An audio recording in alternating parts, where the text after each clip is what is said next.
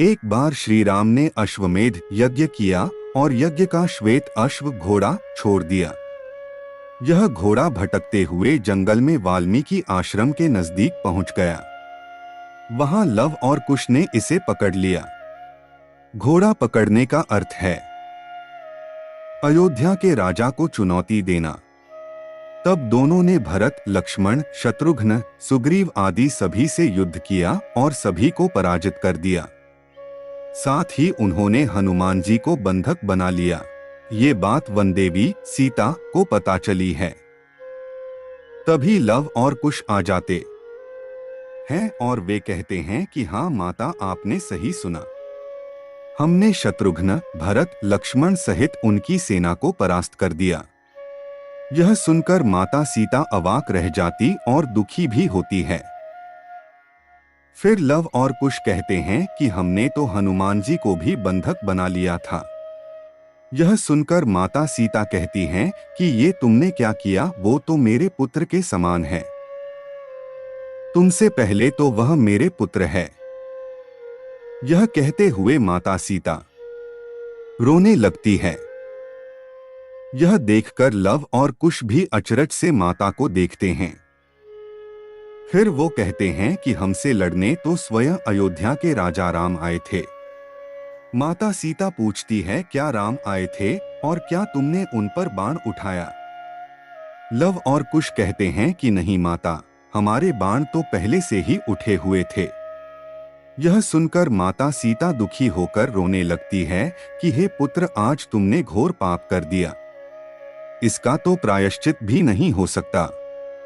माता को रोता देखकर लव और कुश की आंखों में भी आंसू आके जाते हैं। तब माता सीता रोती बिलखती हुई बोलती हैं कि यह तो घोर पाप है प्रभु।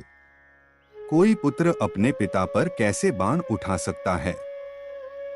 अब मैं कैसे इसका प्रायश्चित करूंगी? यह सुनकर लव और कुश को आघात लगता है। उनकी आंखों से झरझर आंसुओं की नदियां बहने लगती है और वो माता सीता से पूछते हैं, तो क्या अयोध्या के राजा हमारे पिता है? माता सीता रोती रहती है। लव कुश फिर पूछते हैं, तो क्या आप वो अभागी सीता हैं जिसे श्री राम ने छोड़ दिया था? माता सीता रोते हुए कहती है कि जिसका पति भगवान हो वह कैसे अभागी हो सकती है। तभी वहां वाल्मीकि ऋषियां पहुंचते हैं और वे रोते हुए लव और कुश को कहते हैं कि हाँ, ये तुम्हारी मां सीता है और प्रभु श्री राम तुम्हारे पिता है। लव और कुश फिर रोते हुए पूछते हैं, तो गुरुजी, आपने अब तक यह बात हमसे क्यों छिपा कर रखी? वाल्मीकि कहते हैं कि हर बात को बताने का उचित समय होता है। फिर वाल्मीकि समझाते हैं कि इसमें तुम्हारे पिता का कोई दोष नहीं, यह तो अयोध्या की प्रजा का ही दोष है और अब वक्त आ गया है तो तुम राम और सीता की कथा सुनाते। वाल्मीकि ऋषि की आमा से लव और कुश संपूर्ण अयोध्या में घूम घूम कर राम और सीता की कथा के साथ ही माता सीता की व्यथा को भी गाकर सुनाते हैं। यह सुनकर अयोध्यावासियों का रो रो कर बुरा हाल हो जाता है। जब यह बात श्री राम को पता चलती है कि कोई ऋषि कुमार संपूर्ण नगर में राम कथा सुना रहे हैं, तो श्री राम उन दोनों को अपने पास बुलाते हैं और उन्हें देखकर कहते हैं कि अरे, तुम तो वही हो जिन्होंने हमारे यज्ञ का घोड़ा पकड़ लिया था। लव और कुश उनके चरणों में झुककर उनसे कहते हैं कि आप हमारे पिता समान है राजा। आप हमें आज्ञा दीजिए कि क्या करना है। तब श्री राम उनसे कहते हैं कि हमने सुना है कि तुम राम कथा सुना रहे हो। तब लव और कुश कहते हैं कि हाँ, हमारे गुरु ने हमें यह कथा हमें सुनाई है। फिर श्री राम कहते हैं कि क्या तुम यह कथा हमारे राज दरबार में सुनाओगे? लव और कुश कहते हैं, हे राजन, आप आज्ञा देंगे तो अवश्य सुनाएंगे।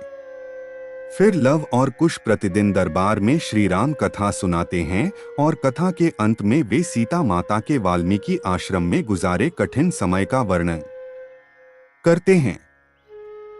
सीता माता की कथा सुनकर सभा में उपस्थित लक्ष्मण, शत्रुघ्न, भरत, जनक, कौशल्या, सुमित्रा, कैकेयी, ऋषि वशिष्ठ और प्रजाजनों की आंखों से आंसुओं की नदियां बहने लगती है। तब अंत में इसी कथा के दौरान वे ये प्रकट कर देते हैं कि हम उसी सीता के पुत्र हैं। यह सुनकर संपूर्ण राम दरबार स्तब्ध और अवाक रह जाता है। जय श्री राम।